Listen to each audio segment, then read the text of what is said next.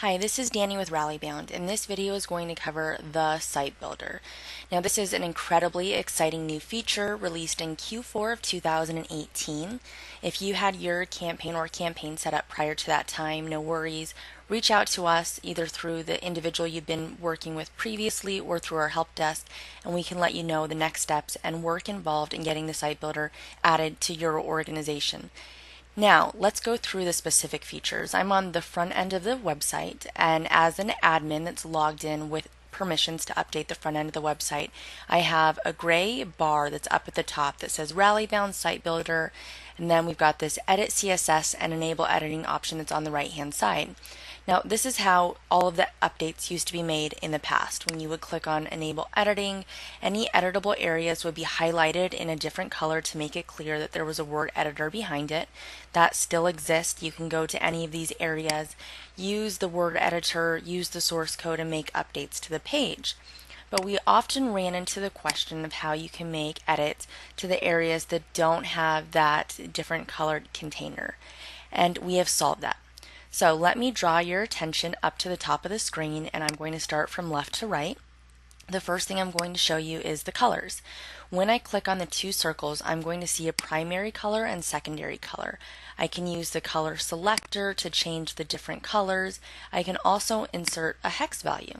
I can do that for the primary and the secondary color.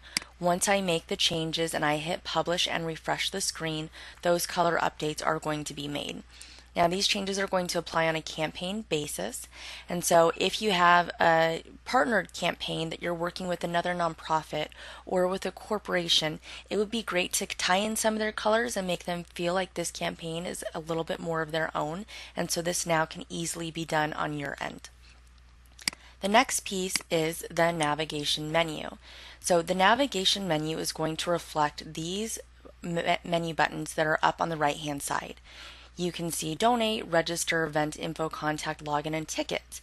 If I want, let's say for tickets to be part of registration, but I want to indent and have that as a secondary navigation, I just hit the little arrow, and so now it's going to indent and fall underneath register. If I choose that I no longer want to have a contact form, I'm just going to hide this. And now I am going to publish, refresh, and you will see those changes that will be made. Now, I'm not going to publish and refresh for all of these changes just because I want to get through this video quickly, but I do want to show you what this looks like. Another item within the navigation menu that's really cool is this plus sign that's in the upper right hand corner.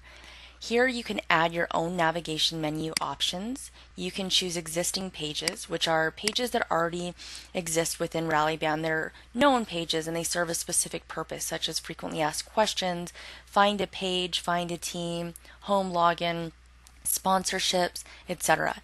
And so these are all of those known pages that have some type of affiliation or relationship with other areas of Rallybound.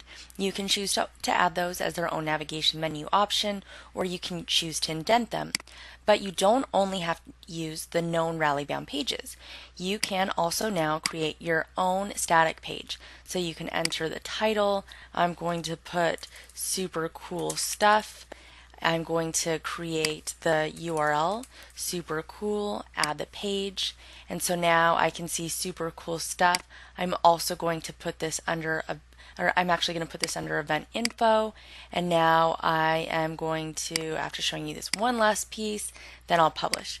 You can also just create a custom link, and so oftentimes you want to have a static page created but you don't want it to be part of navigation. Here you can do this, those same steps that you go through before, it's just not going to add it to the navigation bar. Publish, site updated, refresh, and you can see that I now have a static page created for super cool stuff. Moving on to pictures. In the back end of Rallybound, the blue screen, what we call the campaign admin, you can go in and you can add in the hero images that are natively going to float through like a carousel. Now this is really cool feature to do, and it can still be worked that way, but one of the pieces of feedback that we would come across frequently is that you'd have to log in to the back end, then you'd have to go to the front end, refresh your screen, and so you weren't able to see what the pages look like to see if they jive with your color and if they displayed correctly. well, have that problem solved. Here you can see all of those images that were in the back end. If you don't think that they jive with your colors, you can remove, and you can also add images directly from this interface along with a video. Next is the call to action buttons. So this is the donate and the register button that you see here in the back end. If you want to add additional call to action buttons, you can choose from any of these options that are here, and then it is automatically going to add as a button. You can have up to 5 that display on your site. You can also remove them at any time of your leisure. Finally, we've got what we call the widgets. And so the widgets are those areas that display on the page the progress bar, the search bar, the leaderboards. Maybe during setup you didn't want to have a video or a photo gallery, but now that your event has taken place and you have more information, you decide that you do. Well, that's the media module. You can choose to have it display. It's actually on this page, but I don't have any content that's been uploaded in the media library, so it's not showing. But this is how you can add it and control it on your own. Within our knowledge base, we do have an article that lists out what all of the widgets are. Also additional tutorials, either through articles or videos on how you can update and manage things like the video gallery or the photo gallery. But this is such a fun and incredibly exciting feature, like I said before, piece of feedback that we've heard over and over, and we're so happy to deliver it now in 2018 and make it available to all of our customers moving into the new year. We hope you enjoy this video and have a wonderful day.